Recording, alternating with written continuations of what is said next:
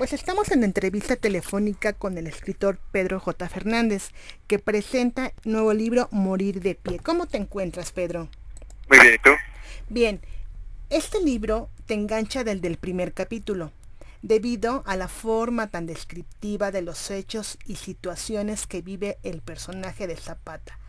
Platícanos, ¿cómo es que se logra tener un trabajo en donde la descripción es tan gráfica de los hechos? Es lo que le da esencia especial a este libro.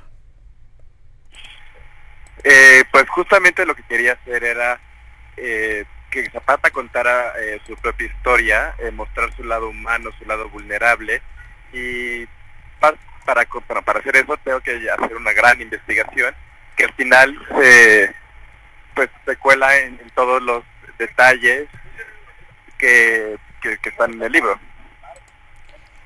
Hay momentos muy importantes del libro, como la traición a Zapata, la herencia y el legado que le deja a su padre antes de morir, Zapata conociendo a personajes de la política, etc. ¿Qué tan complicado fue elegir los mejores momentos para plasmar en el libro, considerando que Zapata fue un personaje íntegro y cada una de sus luchas contra el gobierno eran importantes? Pues a raíz de la investigación yo seleccioné ciertos momentos que aportaran al personaje que yo había creado a partir de la investigación y que me permitieran precisamente resaltar esa parte humana, esa parte íntegra y pues que demostraran que era un hombre de su tiempo y al mismo tiempo que dieran voz a diferentes momentos de la revolución. La historia nos ha dado la oportunidad de conocer a Zapata y el libro nos reafirma a un luchador incansable, a un sediento de justicia. De hecho, en la lectura mencionas, existimos muchos Zapatas, muchos luchando desde nuestra trinchera, fuera de conocer y maravillarnos con la trama. ¿Cuál es la esencia que deseas transmitir a tu público con este personaje? Precisamente quiero que conozcan al Zapata, pero no al de las fotografías, del que siempre estoy diciendo frases célebres, sino al que siente miedo antes de la batalla, el que tiene sus amantes, el Zapata, como dije, vulnerable al momento final de su vida, y que puedan ver a la revolución a través de los ojos de Zapata. Como dices, estos momentos de hablar de otros zapatas, incluso de preguntarse qué zapata quieren que sea, hablando de la percepción que tiene de otros, habla de un hombre que, que es muy reflexivo, que es introvertido como es el verdadero Zapata, y que permite que viva. También que esté siendo en primera persona permite también esa vida, permite que se vuelva vigente, y si él está vigente, su legado está vigente. ¿Zapata, un héroe o un asesino? ¿Tú qué nos dices? Para mí Zapata es un héroe. Es uno de los hombres que puso, quizás el más importante, que puso el tema agrario sobre la mesa. Era algo que no se discutía en ese entonces. Eh, lo podemos ver en los primeros escritos revolucionarios de Madero, ni siquiera tomaba en cuenta la tierra o el robo de tierras como algo importante. Entonces, podemos decir que hoy estamos hablando de la cuestión del campo y la cuestión de la tierra gracias a Zapata. Zapata simplemente estaba luchando por lo que le correspondía, y lo interesante es que nunca aceptó honores o cargos políticos por eso. Entonces, eh, para mí eso lo distingue como un héroe. El libro también describe las diferentes etapas de un México mágico y los contrastes de pueblos y comunidades en una completa austeridad. ¿Cómo se trabaja para retratar de tal forma al país? Pues parte de la investigación me permitió primero crear ese México del porfiriato, ese México de excesos que Zapata sufre, porque él ve esos excesos, sufre cuando a los pueblos de Nenecuilco le siguen robando las tierras, a los pueblos de Morelos en general, y cómo eso lo lleva a luchar, y también cómo México va cambiando durante la revolución. Eso también es parte de la investigación, cómo el México en el que nace es completamente diferente al México en el que muere. Entonces, yo creo que el lector en esta novela va a ir descubriendo eh, cómo México va evolucionando en su forma de pensar, en su forma de luchar, y eso es gracias a Zapata. Hay muchos temas importantes que se tocan en este libro.